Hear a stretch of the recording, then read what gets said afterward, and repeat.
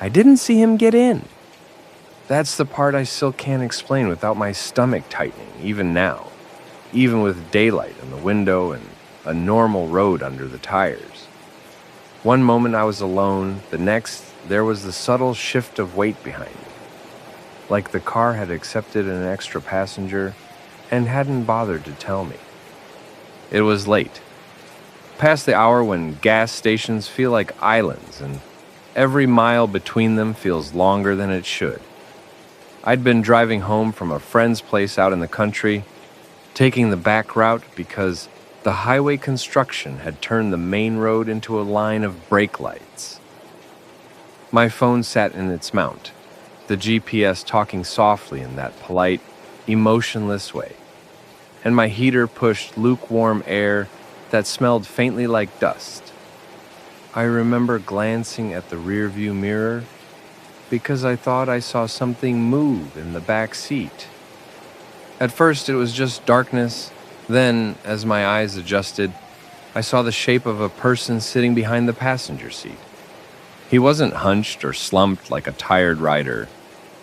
He sat perfectly upright, hands folded in his lap, as if he'd been there the whole time, and this was just where he belonged.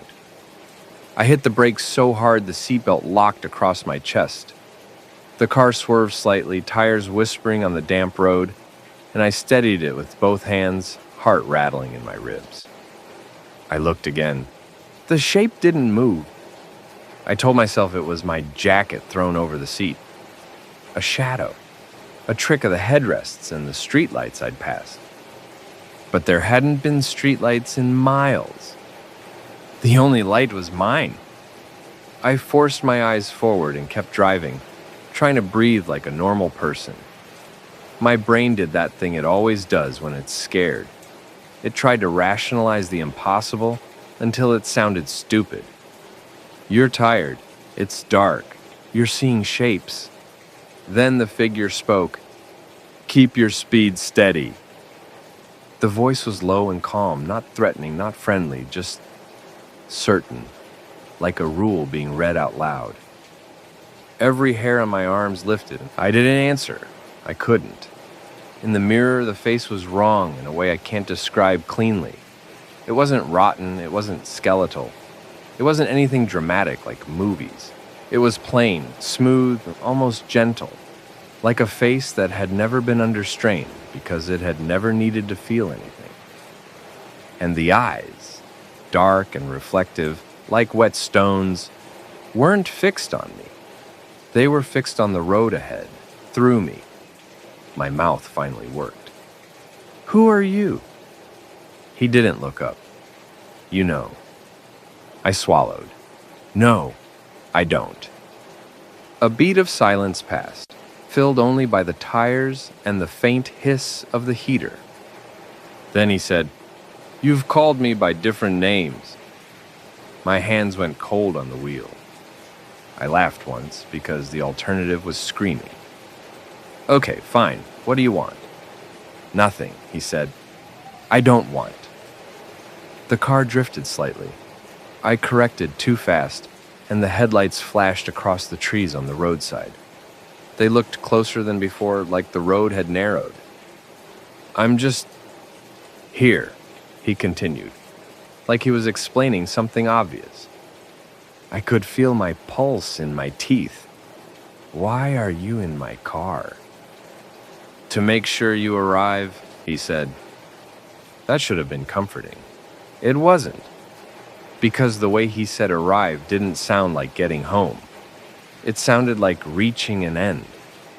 I tried to glance away from the mirror and focus on the road, but the road had changed. It was the same asphalt, the same painted lines, but the fog that had been patchy earlier had thickened into a low white blanket that crawled over the ditches and up into my headlights. The GPS voice, cheerful and robotic, said, Continue for 7 miles. 7 miles. I'd taken this road 100 times. 7 miles should have put me near the old bridge, the one with the rusted beams and the river below. But I'd already been driving longer than that. Something's wrong, I said, more to myself than him. Things are always wrong, he replied. Then he tilted his head just slightly. You're thinking about the bridge. My throat tightened. How do you... You don't have to say it, he said. You're loud. I gripped the wheel harder until my knuckles hurt. If you're what I think you are, why now? He paused as if considering whether the answer mattered. Because tonight, he said finally, you were going to be alone when it happened. My stomach turned. I stared at the fog ahead, at the pale tunnel it made, and I said very carefully, what's going to happen? He didn't answer right away. Instead, he reached forward with one hand and touched the back of the passenger seat. His fingers were long, clean, almost delicate. When his fingertips made contact, the temperature in the car dropped. Not like the heater failed, like the air itself had been removed and replaced with colder air from somewhere deeper. Steady, he reminded me. The fog thickened into something almost solid. And then, in the center of the road ahead, my headlights hit a shape. A deer, no, too tall. A person standing in the lane. My heart slammed. I hit the brakes hard and the tires squealed. The figure didn't move and it didn't flinch. It stood there as the car skidded closer, and in the split second before impact, my headlights filled its face. It was me. Same jacket, same tired eyes, same startled expression.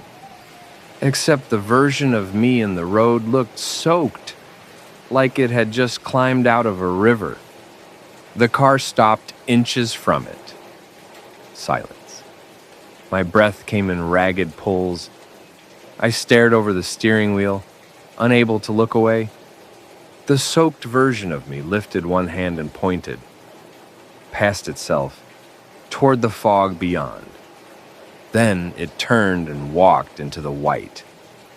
The figure in my back seat said softly, "That's one of the ways."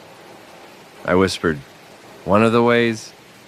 He leaned forward slightly, and in the mirror I saw his eyes catch the dashboard light like black glass.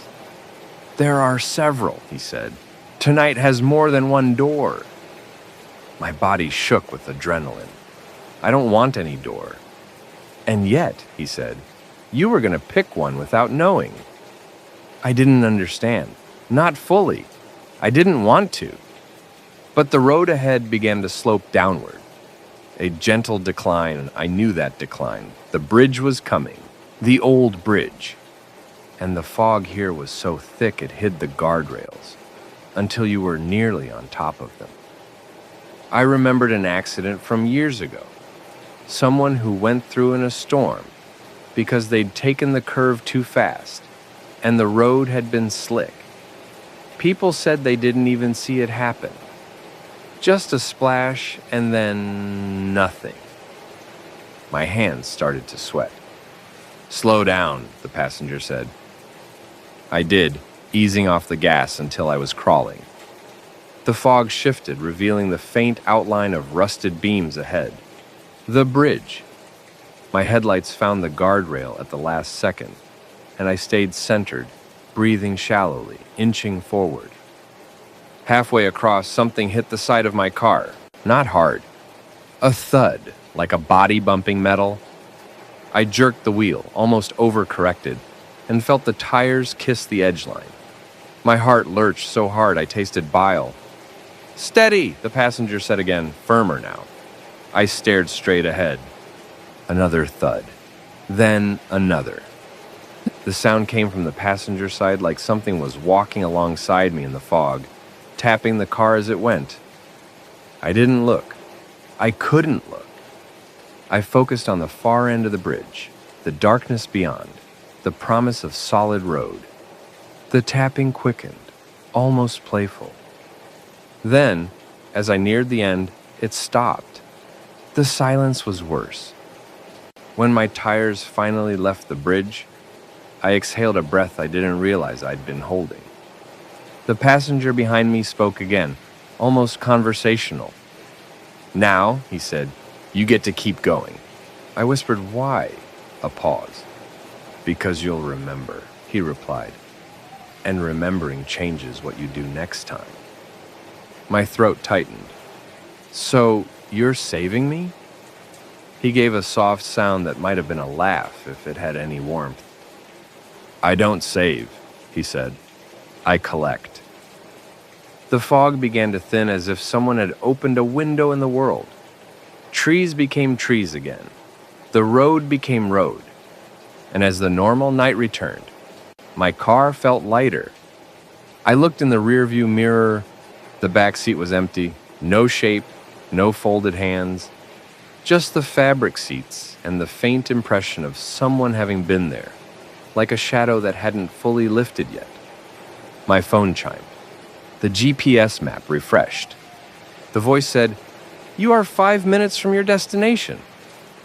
I drove the rest of the way in silence, hands trembling, refusing to look away from the road. When I pulled into my driveway, my porch light was on. I don't remember turning it on. I sat there for a long time with the engine idling, listening to it hum, trying to convince myself that I'd imagined everything. Then I noticed the passenger side window. On the outside, traced through the fog's leftover moisture, were 4 words written in a neat, careful hand. Not tonight, not yet. The first time I heard him, I thought it was the radio. I was driving a familiar route, an old state road that ran through long stretches of trees and empty fields. It was the kind of road you take when you don't want to be seen. No cameras, no traffic, just black sky and the steady rhythm of the yellow lines passing under your headlights. I'd worked late. My brain felt soft around the edges. I had the heater on low and the radio barely loud enough to keep me from drifting off. That's when I heard the whisper. It didn't come from a speaker exactly. It came from everywhere at once, like the inside of the car had become a throat. Too quiet, it said. I turned the radio down even further, thinking maybe it was a late-night DJ mumbling into the mic, or a station bleed. The whisper continued anyway. Too easy. My hands tightened on the wheel. I glanced at the radio display. The station name was gone, just a blank line. I tried changing it. The tuner jumped, numbers flickering too fast to read. Then it stopped on a frequency that wasn't even a station. Static hissed, and in that static, the voice sharpened. "Don't change it," it said, almost amused. My stomach went cold. I muttered, "Nope," and clicked the radio off entirely. The car became quieter, but not silent. Because the voice didn't go away, it moved closer. Not physically, there was nothing to see, but the sound of it became more intimate, like someone leaning in from the passenger seat. "You always do that," it said. "Turn things off. Pretend it helps." I stared at the road and forced myself to breathe. "Who is this?" A soft chuckle.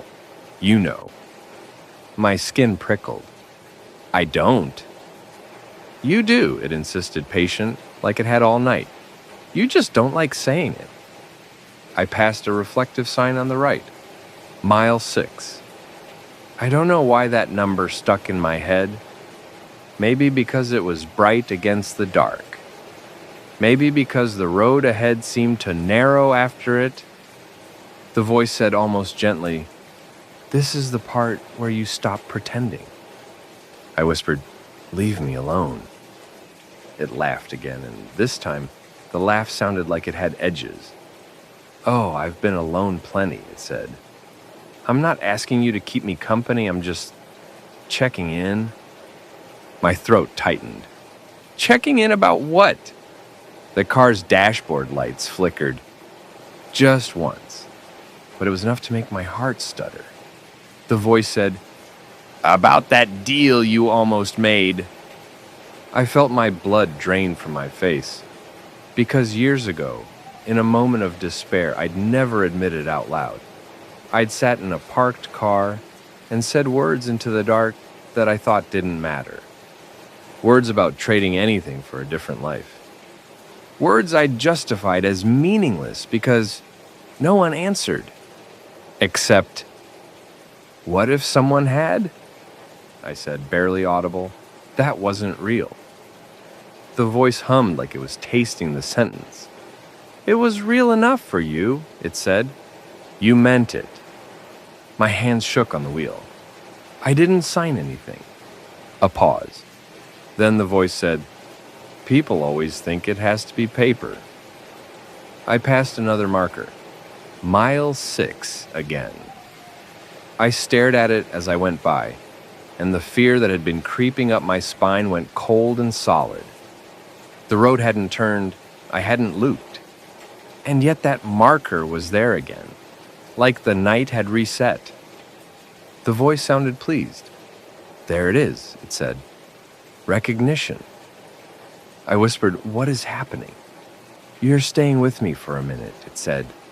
Just a minute. I like mile 6. I pressed harder on the gas, as if speed could rip me out of whatever this was. The engine responded, but the scenery didn't change. Trees stayed trees. Fog gathered low in the ditches. The road ahead looked the same, like a copy-pasted strip of darkness. Then, the headlights caught something ahead. A figure on the shoulder. At first I thought it was a pedestrian, which made no sense out here. Then I thought it was a hitchhiker, which made even less sense. As I got closer, I saw the figure was standing perfectly still, facing the road with hands at its sides. It wore a suit, not a rumpled real-world suit, a clean, sharp one, like it had been tailored and pressed for this exact moment. Its head was slightly bowed. When I passed, it lifted its face toward my car.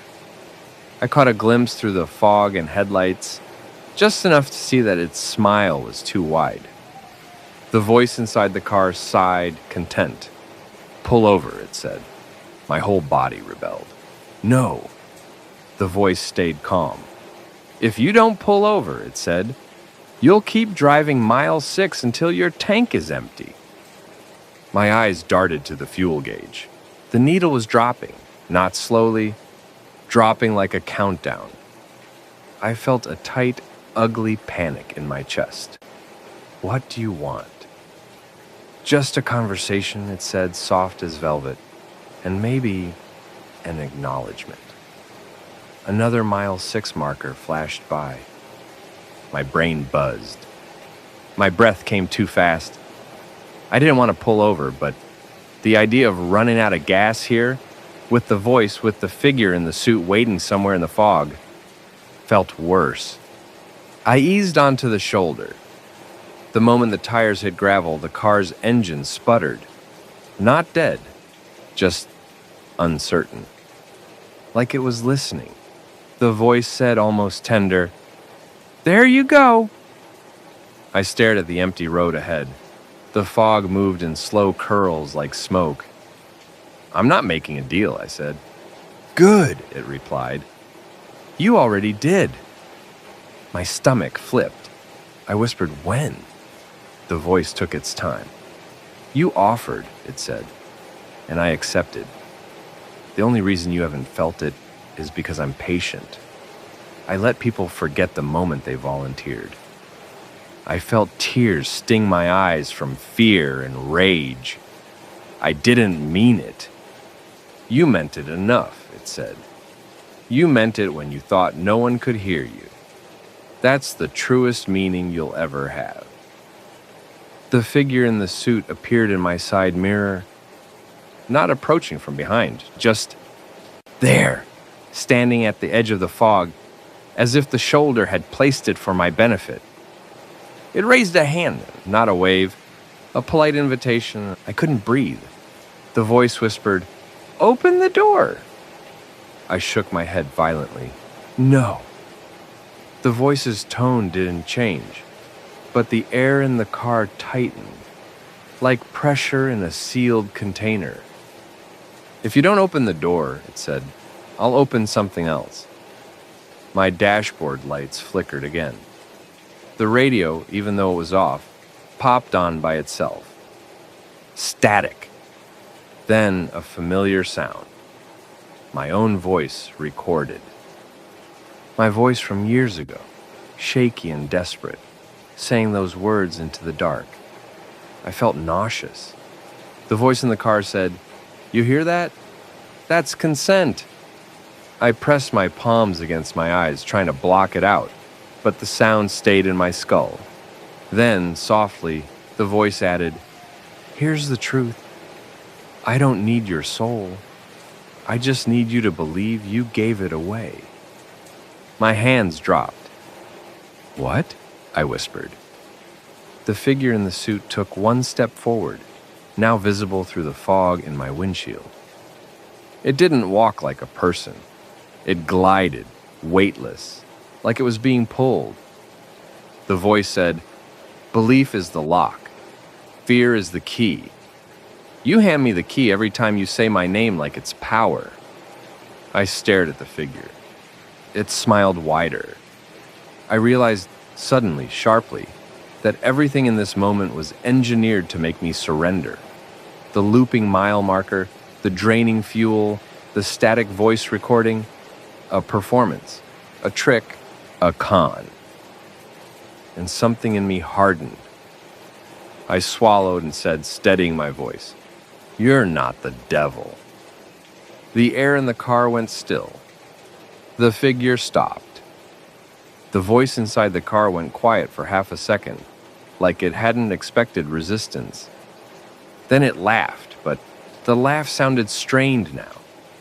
"Oh," it said. "And what am I?" I met my own eyes in the rearview mirror, forcing myself to stay present in my body, in the car, in reality. "A liar," I said. The fog outside shivered. The figure's smile twitched. I continued, voice shaking but louder. "You feed on fear. You need me to agree. That's why you keep asking." Silence.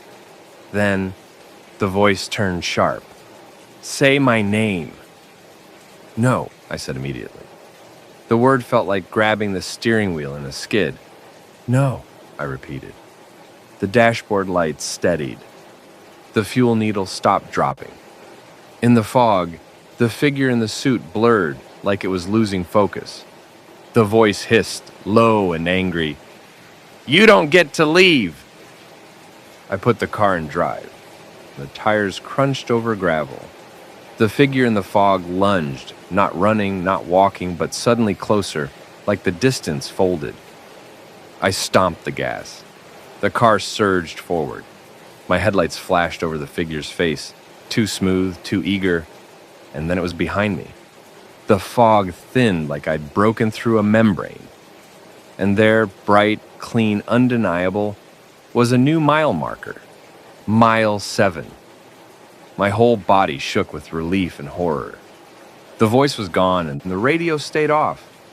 The road looked like a real road again, with imperfections and curves and the honest randomness of reality.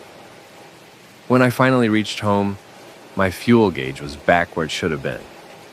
I sat in my driveway for a long time, listening to the normal tick of the cooling engine.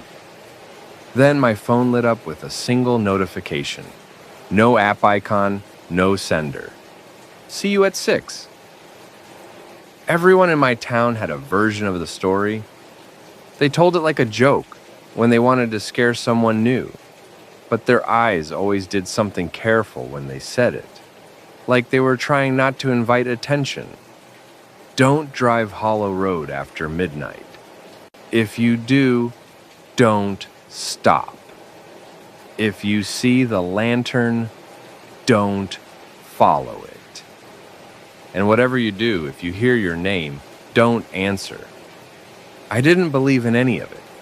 I believed in fatigue, deer crossings, and bad cell service. I believed in how your brain can fill in shadows when you've been awake too long.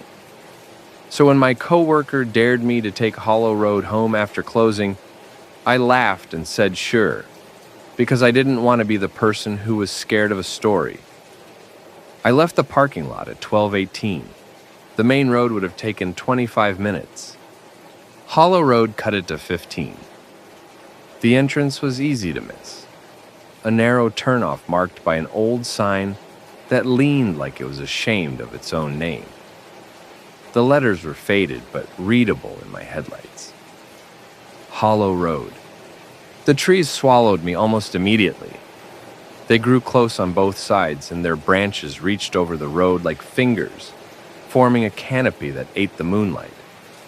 My headlights skimmed over bark and leaves and the occasional reflective eye of an animal deep in the brush. My phone lost signal within a minute. No service, no map, just me and the road. I drove slower than usual, not because I was scared, but because the road was narrow and damp. The air felt heavy, like it had been holding its breath. That's when I noticed the smell. Smoke. Not car exhaust. Not a distant campfire. This was sharp, sweet smoke, like burning herbs and old wood. I rolled my window down a crack. The smell got stronger. Then, up ahead, my headlights caught a flicker of light between the trees. A lantern. It wasn't on the road. It was in the woods to the right, bobbing gently like someone was walking with it. My first thought was that someone's car had broken down, and they were using a lantern to find something. My second thought was the story. If you see the lantern, don't follow it. I kept driving. The lantern kept pace with me. Not in a way that made sense, because it was in the woods, weaving between tree trunks. But it stayed parallel to my car, like it knew the road better than I did. I told myself it was an illusion, a reflection, a trick of angle and speed. Then it moved closer to the road. The light slipped between trees and emerged in the ditch, just beyond the shoulder, bright and steady now. My stomach tightened. I didn't speed up. I didn't slow down. I tried to keep my breathing even, because fear makes you do stupid things like slam brakes in the middle of nowhere. The lantern drifted along the ditch, just out of reach of my headlights, and then the voice came. Soft, clear, right outside my window.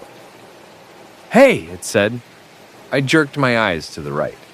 Nothing there but trees and darkness and the lantern's glow. The voice said again, closer, "Hey, you're lost." My throat went dry. I didn't answer. I stared forward and kept driving. The lantern's light brightened, as if whoever held it had lifted it higher. The voice turned sweet, coaxing, like someone trying to calm a skittish animal. "Just stop for a second," it said. "I can show you the way." I gripped the wheel until my fingers ached. The road ahead dipped into a hollow, and the air grew colder. My headlights caught mist rising from the ground like breath. The lantern floated up onto the road. Not carried, not held. It rose gently and hovered in the center of my lane, forcing me to slow. My heart hammered. I eased to the left, trying to pass it. The lantern drifted with me, staying centered in front of my hood like it was magnetized. I tapped my horn. One short beep, more out of frustration than anything. The lantern's flame didn't waver. The voice right by my ear now whispered my name. Not the casual way people say your name, the intimate way, like it had been spoken in 100 private moments. I felt my jaw clench. "Don't answer." I kept my lips closed. The lantern floated lower, closer to the hood. I could see the glass sides now, smudged, old, etched with faint symbols that looked like scratches until you stared at them long enough. The voice said, still gentle, "You don't have to be scared. I know what you need. I didn't want to look, but my eyes flicked to the passenger seat anyway, just for a second. And the second my gaze left the road, something appeared in the corner of my vision. A shape in the passenger seat. Not fully formed like a person, more like a shadow that had learned the idea of a body. It leaned toward me, and I smelled the smoke again, strong enough that it coated the back of my throat. The shape's voice was right inside the car now, no longer outside the window. "Let me in," it whispered. I snapped my eyes back to the road. The lantern was gone. The lane ahead was clear. I hit the gas immediately, tires spraying damp grit. The trees blurred by. My heart didn't slow. In my mirror, I saw the lantern again, not on the road anymore, but deeper in the woods, watching me, following, keeping up like it didn't need to obey distance. I drove for what felt like 10 minutes, then 15, then longer. Hollow Road should have ended by now. It didn't. The trees stayed the same. The darkness stayed the same. Even the curve of the road began to feel familiar, like I was looping without ever turning around. Then I saw a landmark I recognized. A dead oak on the left, split down the middle by lightning. I'd passed it earlier. My stomach dropped. No, not possible. I hadn't made any turns. But there it was again, exactly the same, like the road had copied itself. The voice returned softer now, almost sympathetic. "You can keep driving," it said, "or you can accept help." I whispered, barely moving my lips. "This isn't real." The voice laughed quietly. "Oh," it said, "it's real enough." My headlights caught something ahead. A figure standing in the road, holding the lantern. Finally, a person. The figure was tall and thin, wrapped in a cloak that seemed to drink light. The lantern's glow lit up hands that looked too long, fingers tapering into darkness. As I approached, the figure raised the lantern slightly like an offering. I slowed without meaning to. The closer I got, the more the air inside the car felt thick, like syrup. My eyes burned. My thoughts came slow. The figure spoke, and the voice was the same one that had been whispering to me all along. "Stop," it said. "Just for a minute. You're tired. Let me take the worry." The road behind me was just darkness. The road ahead was blocked. I felt trapped, boxed in by trees and fog and a story I'd laughed at. Then, from somewhere deep in my memory, I remembered the last part of the warning nobody ever emphasized, because it sounded too weird. If you hear your name, don't answer, because names are invitations. I pressed my lips together, took a shaky breath, and said nothing. The figure's head tilted. It took a step closer. The lantern flame leaned toward my windshield as if it was being pulled by my breath. The figure whispered my name again, slower, stretching it like a thread. I did something I hadn't planned. I turned on my interior light. The dome light snapped on, bright and harsh, flooding the car with ordinary yellowish illumination, exposing every cup holder crumb, every smudge on the dash, every human detail. The world outside the glass looked darker by comparison. The figure recoiled. Not dramatically, just a subtle hesitation, like it didn't like being seen clearly. I spoke, voice shaking, not answering the name, not giving it what it wanted. "I'm going home," I said. The figure stayed still.